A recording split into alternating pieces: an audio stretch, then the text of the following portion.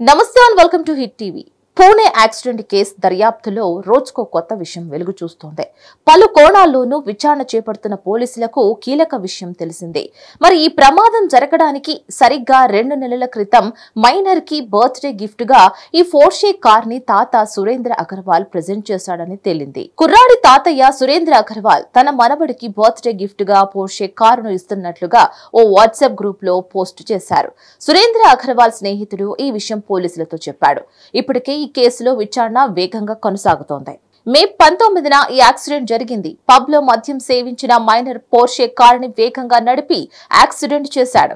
ఈ ప్రమాదంలో బైక్ పై వెళుతున్న ఓ యువకుడు ప్రాణాలు కోల్పోయారు. స్థానికులు మైనర్ ని అదుపులోకి తీసుకుని చితకబాదారు.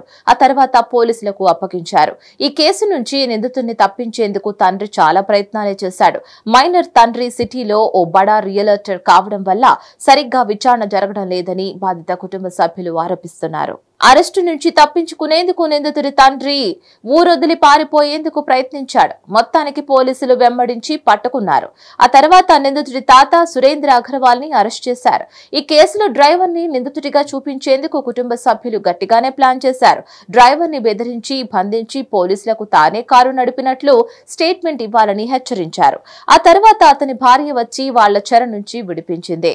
ఈ యాక్సిడెంట్ చేసినప్పుడు నిందితుడు స్పృహలోనే ఉన్నాడని పూణే పోలీస్ కమిషనర్ స్పష్టం చేశారు. ఇక మైనర్ కావడం వల్ల ఏదో ఓ లొసుగు చూపించి బయటపడవచ్చునని ప్రయత్నించారని వివరించారు.